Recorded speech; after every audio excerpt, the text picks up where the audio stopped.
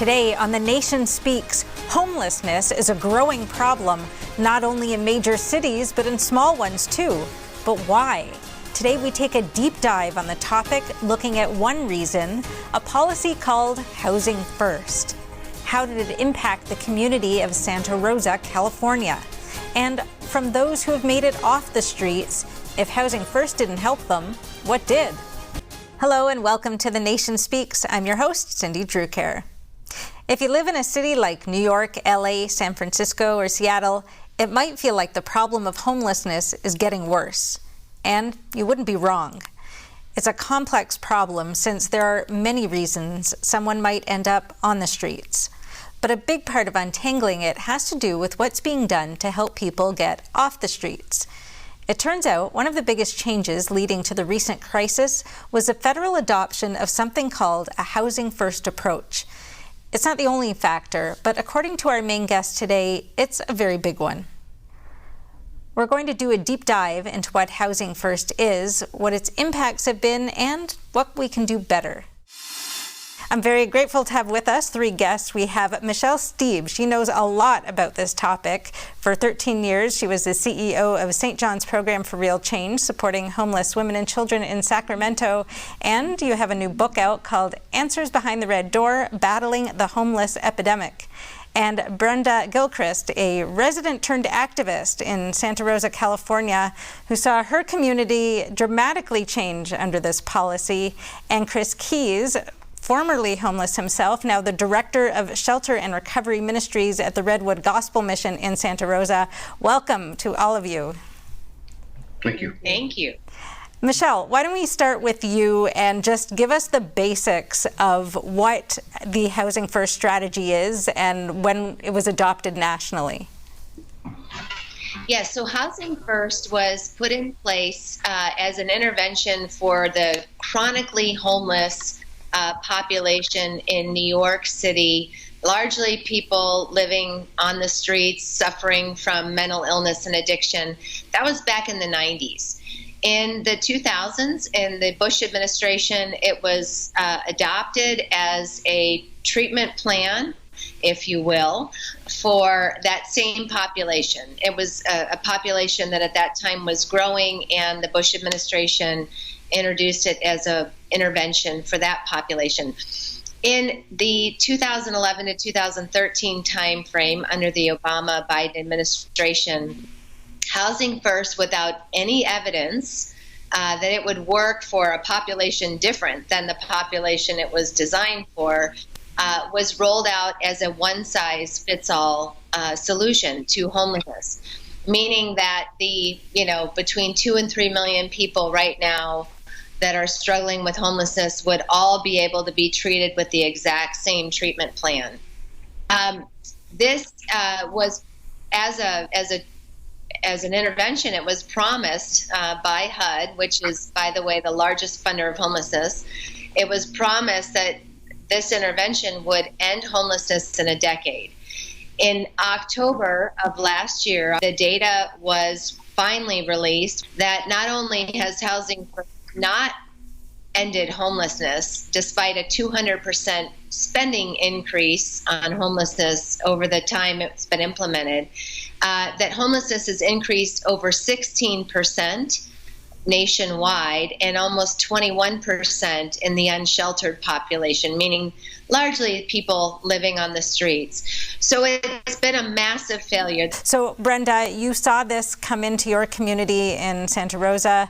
Can you describe what you saw, what happened? I can, and thanks for having me on. And Santa Rosa City Council and the Board of Supervisors, they decided to implement Housing First to end homelessness in our city. And after 5 years, Santa Rosa became the 5th largest homeless population in the nation in the United States.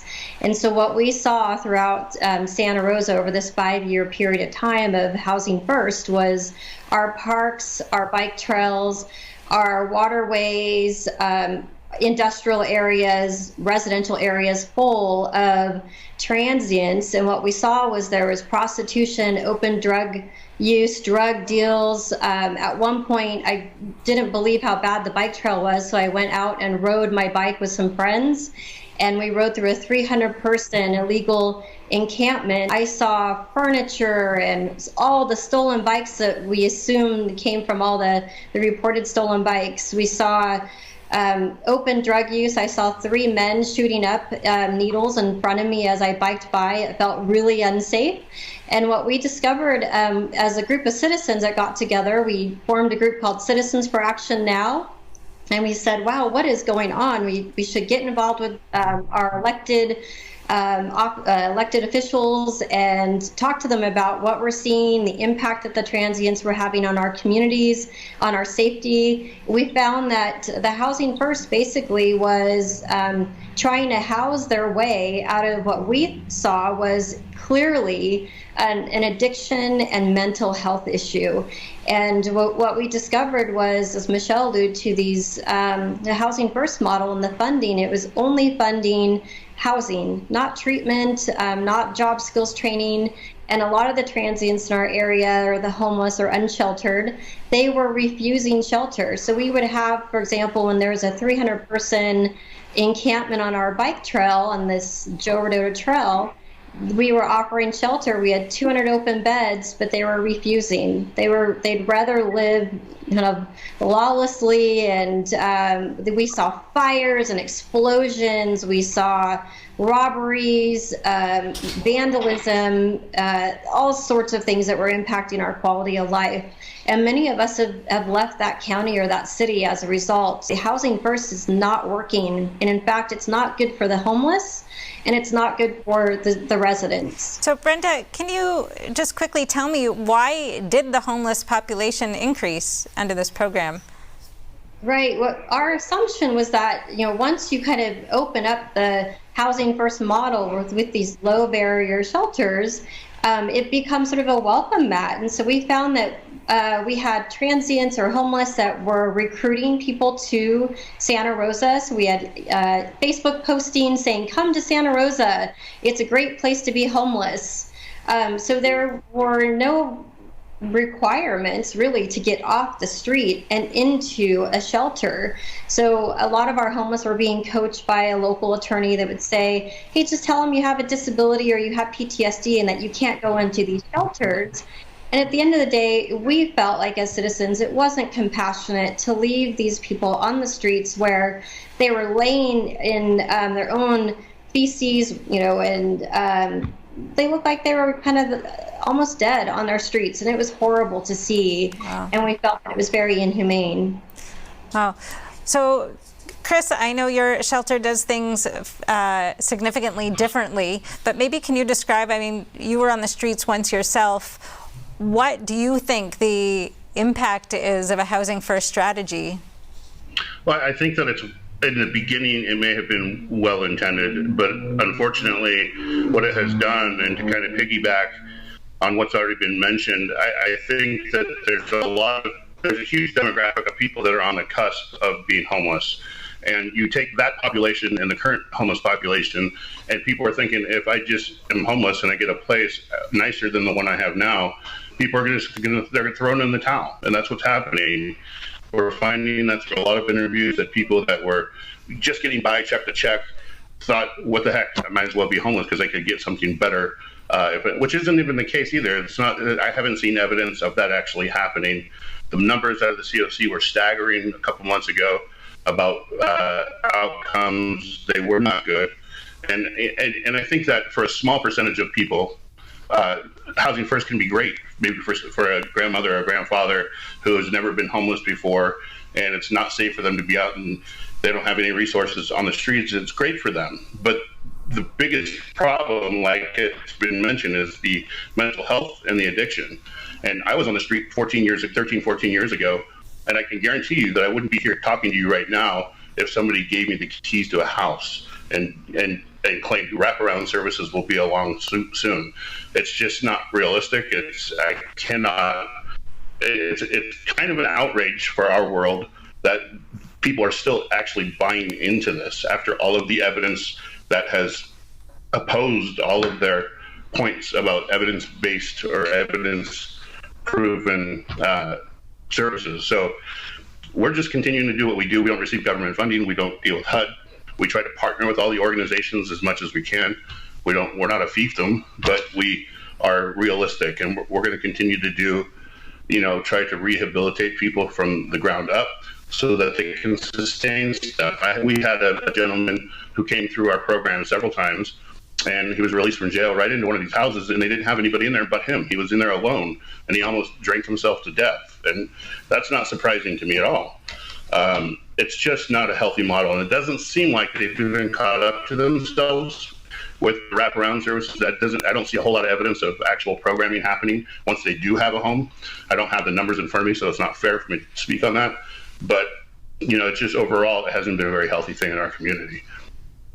So we're going to have to wrap up, but let me ask you just very quickly, Chris, how do you measure success in your program? What's a successful outcome? Transformation, where people have a different mindset, where people have hope, where people have optimism, where they can sustain an apartment or they can sustain living with a roommate. We teach them how to live in communities so that they have in this county, it's so expensive that it's not realistic for anybody to come from the streets into an apartment and pay $2,100 for a one bedroom apartment. So we try to deal with all the realities and get them used to what they're facing when they go out there. To hand them something that's not doing anything. I'll behave myself, but I could go on and on about the subject, and it's really frustrating for us. I can hear it. I appreciate it. So let me just finish with you, Michelle. How does the HUD program, how does the Housing First measure success? There is one sole measurement of success, and that is, did someone stay in their permanent housing bed, which is, again, it's a lifelong bed, for 6 months. Some programs measure up to 2 years, but very few. And that is so telling of this program and why it's failing. It doesn't matter if someone sat in a bed for 6 months. It matters that someone has recovered from their mental illness and recovered from their addiction and knows how to work and gets a job and whose kids are in school if they're a parent. That's what matters. It doesn't matter did someone sit in a bed for 6 months. All right, well, that's a great note to end on, because we're going to keep you here, Michelle, say goodbye to the other two and talk to two other women who went through exactly what you were just talking about and see what success can look like. So thank you all for joining us. Thank you. Thank you. We're keeping Michelle with us, and we're